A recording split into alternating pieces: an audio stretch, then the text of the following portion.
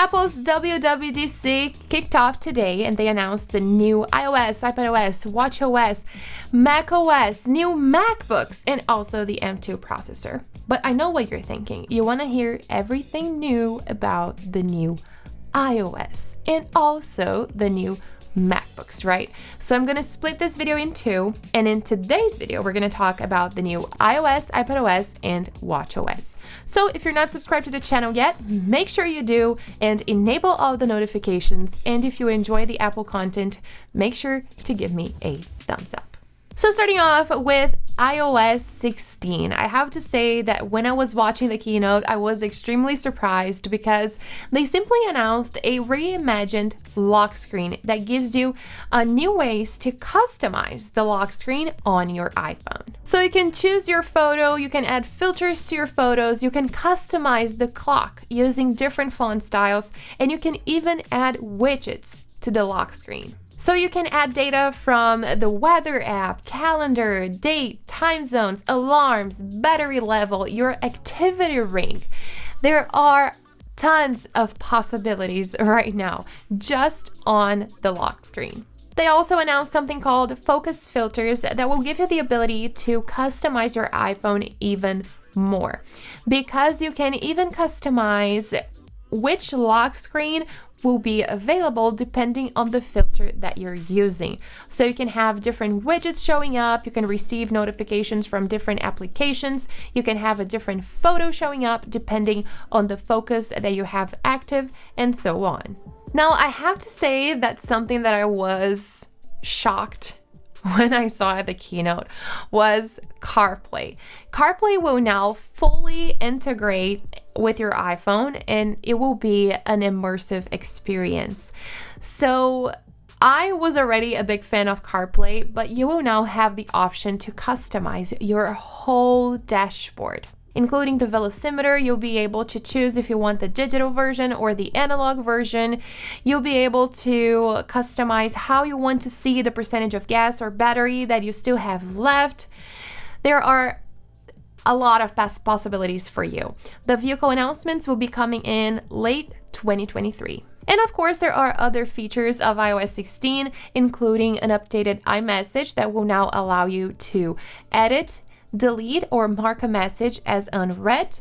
Dictation is so much better, and it will even add automatic punctuation, which will improve our usage a lot.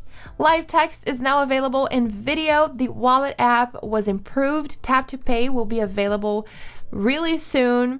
Maps were also improved, and it now gives you the ability to add stops on the way. I also liked the new feature called iCloud Shared Photo Library that will allow users to share photos with family members. So if you are all on the same location, or if your iPhone recognizes the same people on the photos, your photos will be shared automatically, which is really nice. And HomeKit was rebuilt and is now compatible with Matter. So in my opinion, I have to say that I loved the new lock screen and of course, the new CarPlay. The new lock screen gives great personalization options for the users. It is more useful. You can add more information to it. It is now more organized. But if you think about the rest of iOS, the rest is pretty much the same, which I don't think it's a bad thing. I just think that Apple knows what's working and what's not working, so they updated the parts that were not working that well. So I really liked that, but I have to say that I was missing a multitasking feature for the iPhone 12 Pro Max and 13 Pro Max users. Also 11 Pro Max, because I feel like we have a big display and it was time for us to have the ability to use two applications at once, but I think that Apple is still waiting to release that. And now talking about watchOS, there are new watch faces available, new workout views that will display more information about your workouts. You will also have the ability to customize your workouts, so you won't be limited to the workouts already available on your watch, and new health capabilities, such as the AFib history that tracks the time your heart shows signs of AFib, which is extremely important, medication reminders, and an improved sleep tracking. And last but not least, iPadOS 16. Apple focused a lot on collaboration tools. So they demonstrated a team FaceTime call and they were all collaborating in a document. They had the ability to share Safari tabs, all the tabs that were open at that particular moment. And something that I really enjoyed seeing is that they announced a new productivity app, which is called Freeform. It pretty much works as a big whiteboard, so the users will have the ability to brainstorm with their teams. They can basically take note of all of their ideas. They can have a section for inspiration, another section for the articles read to, I don't know, write a story, for example. So I really liked this new productivity app. Stage Manager, introduced with macOS, will also be available on iPadOS, which is a new way to multitask.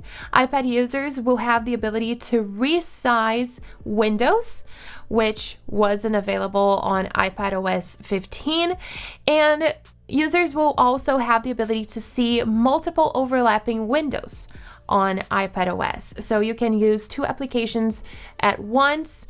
And something that I really enjoyed is that they also updated the external display support. So of course, iPad users will still have the option to share videos or images to the external monitor, but the great thing here is that the users will have the ability to view and use multiple apps across both devices.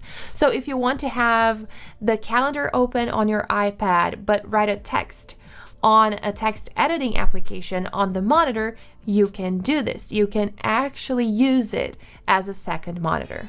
So these were the main updates regarding iOS 16, the new watchOS, and iPadOS 16. Let me know down below in the comments what was your favorite new feature, and make sure to subscribe to the channel and enable the notifications so you don't miss the next video, in which I will talk about macOS, the new MacBooks, and the M2 processor.